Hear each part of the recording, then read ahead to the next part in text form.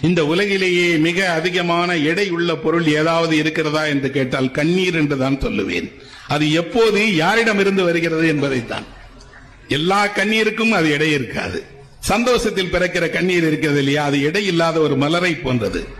ஆனால் நெருக்கதியின் போது, பிரிவின் போது, அதிலும் அல்பாயுளில் குழந்தைகளை பறிகொடுத்த பெற்றோர்களுடைய கண்ணீரில் இருக்கிறது இல்ல, அதெல்லாம் கனமான பொருள். அந்த கண்ணீருடைய ஒரு சொட்டு கண்ணீரை கூட மனிதனால் தாங்க முடியாது.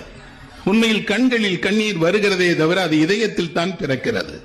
இதயத்திலிருந்து தான் கண்ணீர் கண்கள் வழியாக வெளியிடுகிறது. இதயம் அப்படியெல்லாம் எளிதாக எந்த விஷயத்தையும் ஏற்றுக்கொண்டு விடாது. எல்லா கஷ்டங்களையும் தாங்கி பழகிய இதயம் கொண்டவர்கள் தான் நாம்.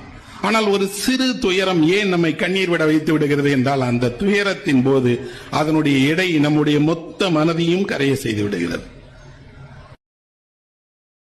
Download ShareChat.